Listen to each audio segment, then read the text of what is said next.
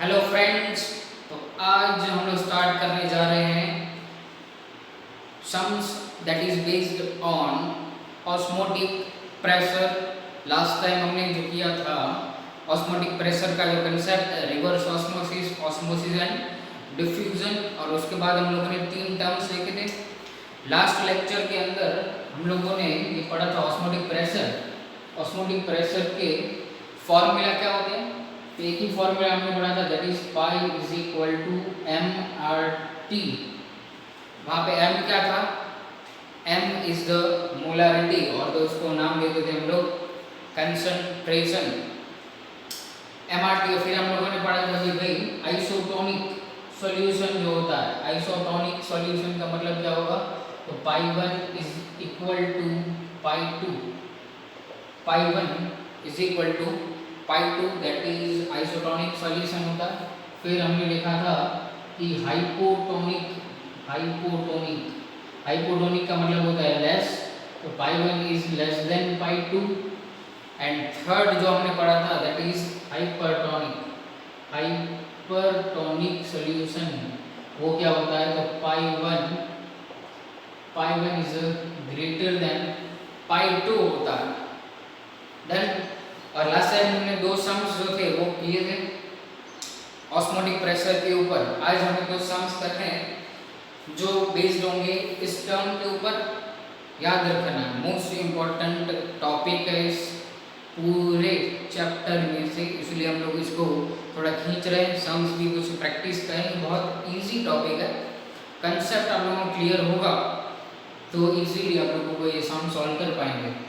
Exam में isotonic के ऊपर बहुत ही सारे क्वेश्चंस पूछे जाते हैं, तो वो एमसीक्यू हो या कोई भी थियरिटिकल 2 मार्क्स और 3 मार्क्स का सम हो, तो उसमें से ये पूछे जाते हैं। इसके सम आइसोटोनिक के सम्स। देन तो पहले कुछ इजी सम हम लोग स्टार्ट करेंगे और फिर हम लोग जाएंगे कुछ अच्छे अच्छे क्वेश्चंस भी करेंगे। तो राइट डाउन सम नंबर 1।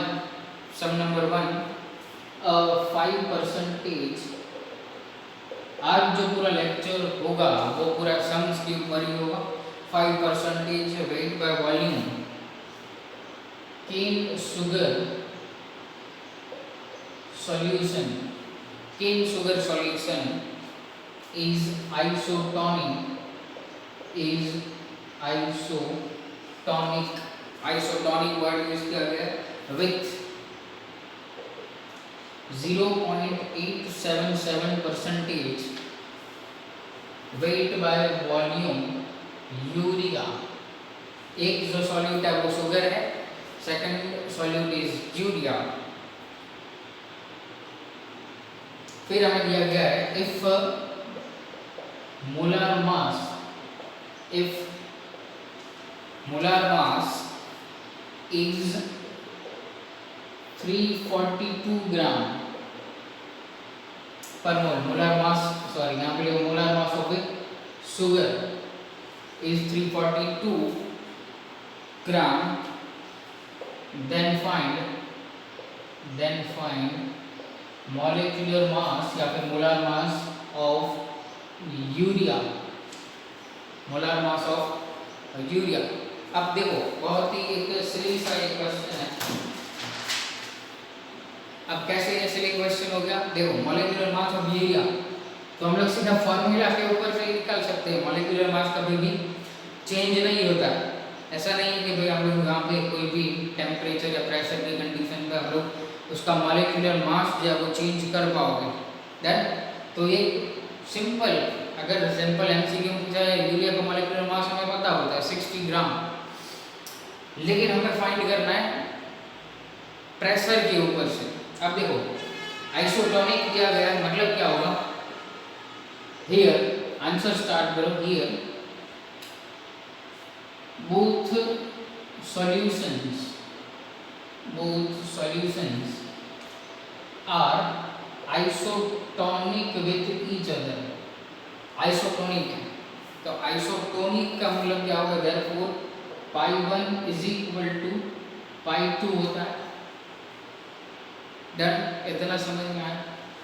तो पाई 1 का फॉर्मूला क्या होगा यहाँ से, तो एम आर टी वन मान लेते हैं इज इक्वल टू क्या होगा M R T to.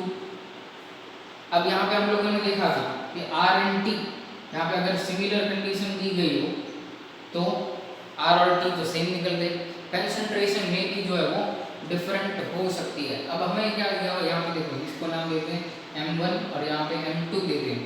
Are और टी दोनों तो इक्वल होंगे, तो ये भी क्या हो जाएगा, यहाँ से कट हो जाएगा, देयरफॉर क्या हो जाएगा M1 इज इक्वल टू हो जाएगा M2, क्योंकि आर और टी तो दोनों सेम है, तो दोनों साइड से क्या हो जाएंगे, कट हो जाएंगे। अब M1 क्या है, concentration, concentration is a molarity. अब हमें क्या दिया हुआ है 5% वेट बाय वॉल्यूम, ये that is clean sugar solution.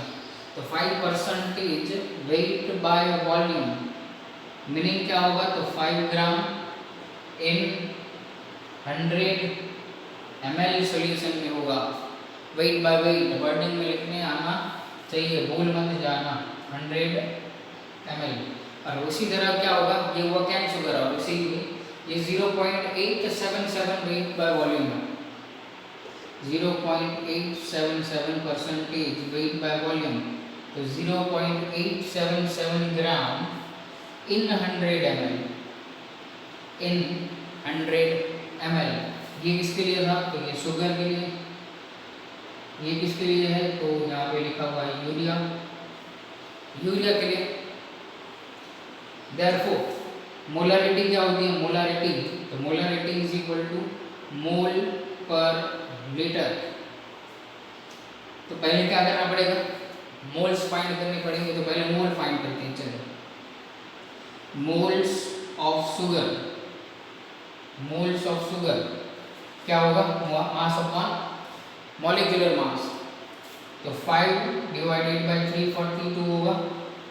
और फिर मोल्स ऑफ यूरिया क्या हो जाएगा, मोल्स ऑफ यूरिया, तो क्या हो जाएगा मोल्स ऑफ यूरिया, तो मास अपॉन मॉलिक्यूलर मास, तो उसका मास है 0.877 डिवाइडेड बाय 1 मोल्स, मोल्स दिए गए हैं, मोल्स मोल्स मोल्स, यहाँ पे क्या हो जाएगा, सोचो थोड़ा क्या करना पड़ेगा, यहाँ से क्या होगा, चलो मास तो हमें दिया नहीं हुआ है, फाइंड ही करना है। अब यहाँ पे देखो, अब यहाँ से क्या चेंज हो रहा है, देखो वॉल्यूम जो है वो दोनों का सेम है, वॉल्यूम जो है वो दोनों का सेम है, तो वो क्या हो जाएगा, अगर यहाँ पे शुगर के लिए हम लोग लिखें, शुगर के लिए mass upon moles upon volume, यहाँ पे N1 लिख दो, N1 V1, और ये क्या हो जाएगा N2 V2, लेकिन वॉल्यूम क्या है दोनों का 100 है, मतलब ये क्या हो जाएगा, कैंसिल हो गया यहाँ से, तो N1 हमें क्या मिला, therefore 5/342 is equal to N2 0.877 divided by x, ये तो हमें पता ही नहीं है ना, ये फाइंड करना पड़ेगा। तो देयरफॉर x क्या हो जाएगा, x की वैल्यू हमें क्या मिल सकती है, x की वैल्यू, तो x क्या हो जाएगा 342 इंटू 0.877 और उसको डिवाइडेड बाय करो 5, तो आंसर आप लोगों को मिल जाएगा, therefore x is equal to 59 point something कुछ मिल रहा है, आंसर 59.98 जितना मिलेगा, मतलब वो इज इक्वल टू क्या हो जाएगा 60 ग्राम। डन, तो ऐसे करना ये सब, चलो फटाफट स्क्रीनशॉट लेते रहना डायरेक्टली। चलो आगे बढ़े, इसको निकाल देते नेक्स्ट सम। और हाँ, टेक्स्ट बुक में जो भी सम दिए गए हैं प्लीज सॉल्व करिए उसको। इस चैप्टर कंप्लीट होने के बाद अभी हमारा एक ही टॉपिक बाकी है, वांट ऑफ फैक्टर, और इस टॉपिक का वांट ऑफ फैक्टर के बाद हम लोग क्या करेंगे, जो एक्सरसाइज में से जो इम्पोर्टेंट सम्स होंगे उसको करेंगे। डन, चलो तो लिखते हैं second number, some number 2, some number 2, the osmotic pressure of a solution, the osmotic pressure a solution of a solution at 273 Kelvin is 4 atmosphere. 4 atmosphere. What will be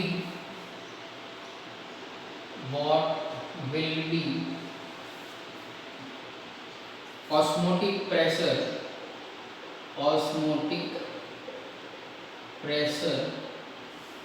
what will be osmotic pressure at 546 Kelvin under similar conditions.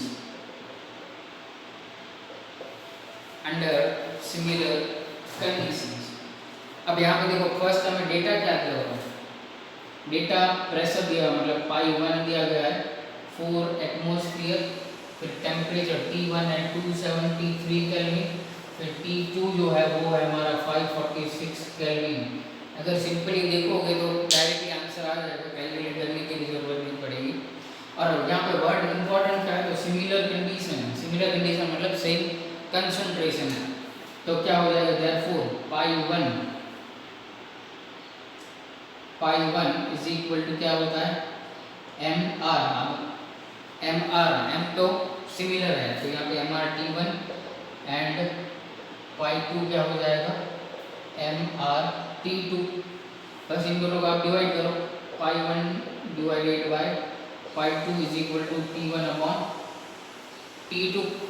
पाई 2 हमें find करना है, therefore क्या हो जाएगा पाई 1 is 4, pi 2 find करना है, फिर T1 जो है वो 273 है और ये है 546, तो 273 2 जाओ तो हमें पाई 2 क्या मिल जाएगा therefore pi 2 is equal to 8 atmosphere. बहुत ही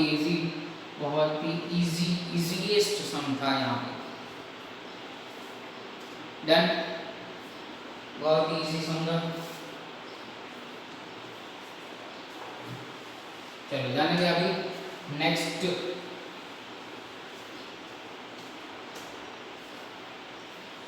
सम नंबर 3 के ऊपर जाते हैं। सॉल्यूशन कंटेनिंग, लिखो नंबर 3, अ सॉल्यूशन कंटेनिंग 10 ग्राम पर decimetre cube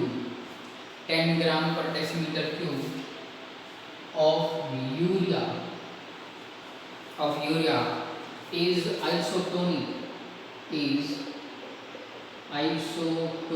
with a 5% solution of a non-volatile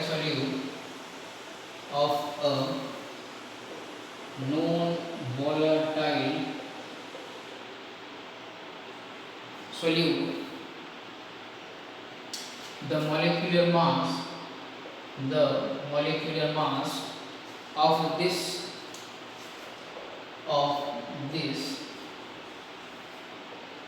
non-volatile solute is, find क्या कर रहा है हमें, molecular mass of non volatile solute जो है वो फाइंड करना है। चलो हमारे पास तो फॉर्मूला एक ही है, pi is equal to CRT लिखो, MRT लिखो, जो भी, मुझे MRT अच्छा लगता है, MRT, ओके। चलो अब हमारे पास दो सॉल्यूशंस दिए हैं, फाइंड करना है मॉलिक्यूलर मास दूसरे सॉल्यूट का, तो हम लोग क्या करें पाई 1 लिख दें इसको, फिर करते हैं पाई 2, पाई 1 एंड पाई 2, डन। ये ले लेते हैं हम लोग यहाँ पे यूरिया और यहाँ पे लेंगे नॉन वोलेटाइल सॉल्यूट को ले लेंगे, तो ये भी क्या हो जाएगा MRT। अब आइसोटोनिक है मतलब क्या होगा, आइसोटोनिक है मतलब पाई 1 इज इक्वल टू पाई 2 होता है, देयरफॉर क्या हो जाएगा M1RT is equal to M2RT, done. अब क्या बचा, अब हमें क्या चाहिए, तो RT RT तो दोनों तो कैंसिल हो जाएंगे, therefore M1 is equal to M2, क्योंकि दोनों सेम है सिमिलर कंडीशंस पे। अब मोलारिटी का मतलब क्या होता है, व्हाट इज मोलारिटी, तो मोल्स ऑफ सोल्यूट इन ग्राम, अब मोल्स ऑफ ग्राम में नहीं है, मोल्स ही होते हैं, चलो moles of solute divided by volume of solution in, तो लीटर में लो या फिर मिलीलीटर में लो, यहाँ पे भी सेम होगा, moles of solute divided by volume of solution, that. चलो इसको एक और कन्वर्ट करते हैं हम, क्योंकि हमें क्या दिया हुआ यहाँ पे 10 ग्राम दिया है, 10 ग्राम यूरिया है, और isotonic with 5% non volatile solute है, मतलब 5% यहाँ पे क्या है, ये 5% वेट बाय वॉल्यूम में दिया हुआ है, वेट बाय वॉल्यूम में। तो मोलारिटी को मैं यहाँ पे ऐसे लिखता हूँ कि भाई मास ऑफ सोल्यूट, क्योंकि अभी कन्वर्ट नहीं करना है, mass of solute in gram multiplied by 1000 और डिवाइडेड बाय क्या करेंगे हम लोग, तो molecular mass of solute into volume of solution into millilitre, यहाँ पे भी सेम मास, सॉरी यहाँ पे क्या हो जाएगा, mass of solute into gram multiplied by 1000 divided by molecular mass, ये हमें फाइंड करना, इनटू क्या हो जाएगा, volume of solution into millilitre.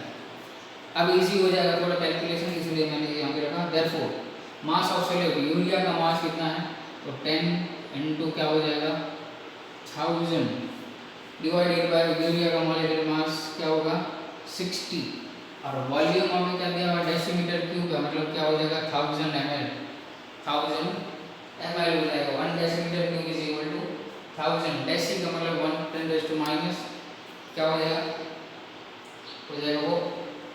चलो फिर आगे बढ़ते हैं, मास ऑफ सोल्यूट, यहाँ पे क्या होगा 5 × 1000, ये हमें फाइंड करना है, और वेट बाय वॉल्यूम है तो ये कितना हो जाएगा 100 ml सोल्यूशन।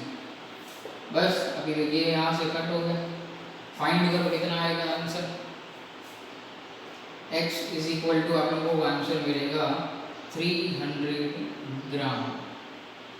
कैलकुलेशन करो, कैलकुलेशन, x आप लोगों को मिलना चाहिए 300 ग्राम।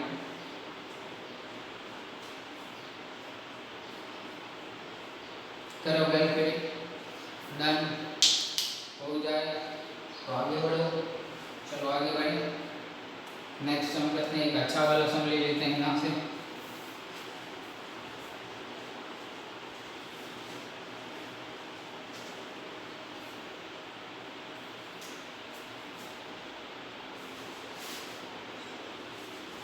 चलो अच्छा वाला सम, चलो लिखो 18 gram glucose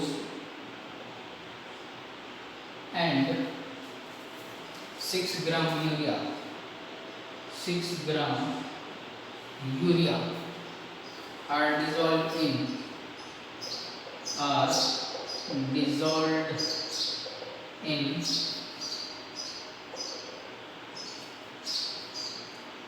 1 liter solution, 1 liter solution at 27 degrees Celsius.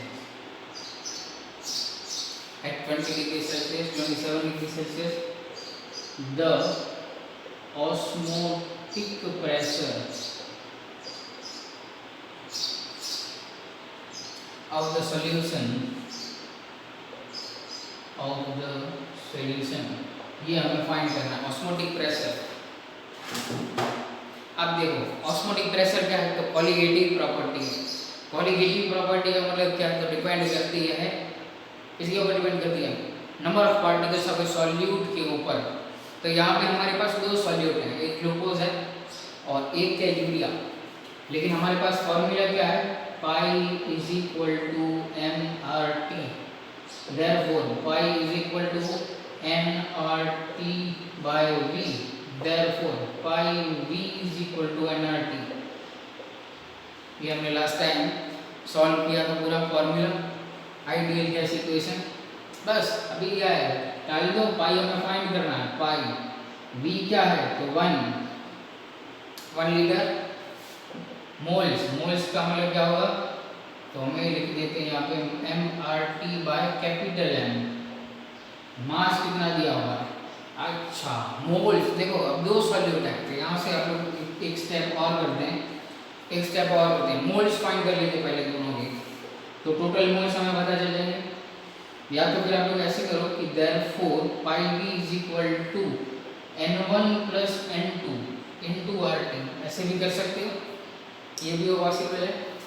1 ये v निकाल लेते हैं क्योंकि यहाँ पे 1 है, n1 मानो ग्लूकोज को, तो ये क्या हो जाएगा 18/180 प्लस n2 तो 6/60, R क्या होगा तो 0.082, टेम्परेचर कितना दिया हुआ 27 डिग्री सेल्सियस, तो 27 डिग्री सेल्सियस का मतलब कितना होगा 300 केल्विन में हो जाएगा। यहाँ पे क्या हुआ 0.1 प्लस 0.1 इंटू 0.082 इंटू 300, ये क्या हुआ 0.2 इंटू 0.082 इंटू 300, करो जो भी आपको आंसर मिलेगा आप लोगों को 4.92 atm एटमॉस्फेयर।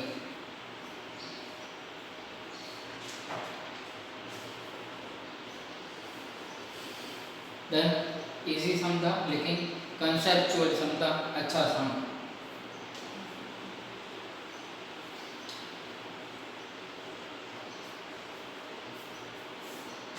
चलो नेक्स्ट सम करते हैं हम लोग।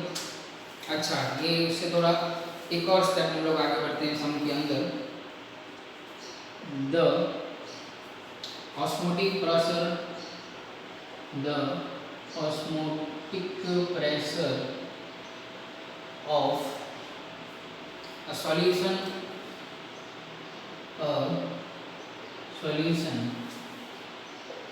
of an organic substance containing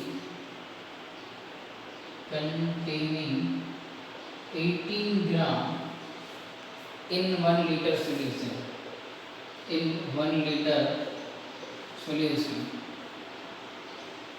at 293 Kelvin is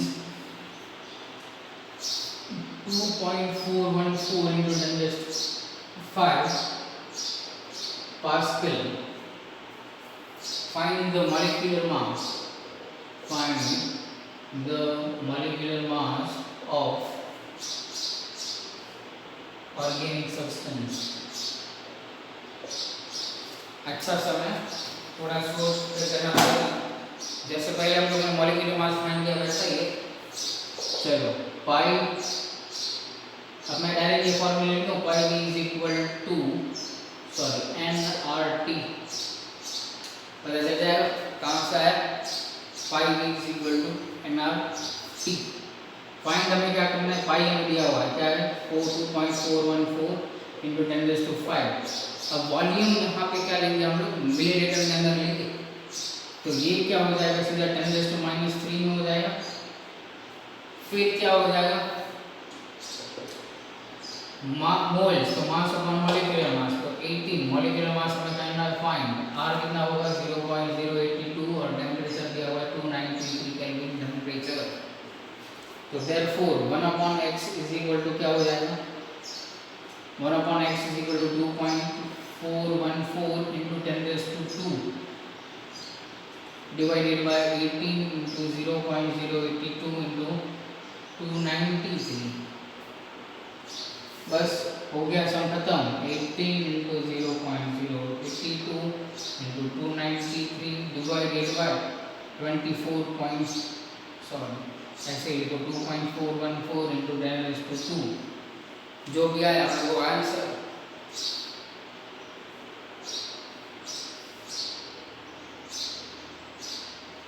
answer आप लोग क्या मिलेगा 179 समथिंग कुछ आंसर मिलेगा 179 ग्राम। अच्छा सम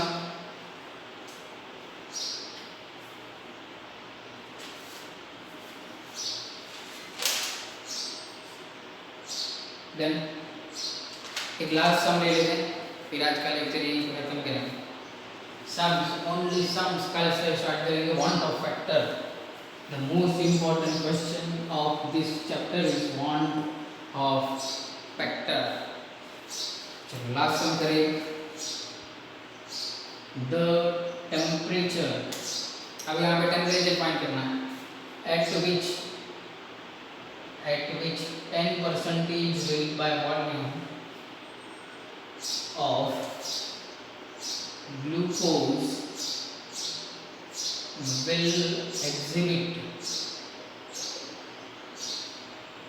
the osmotic pressure OP osmotic pressure of 16.4 atmosphere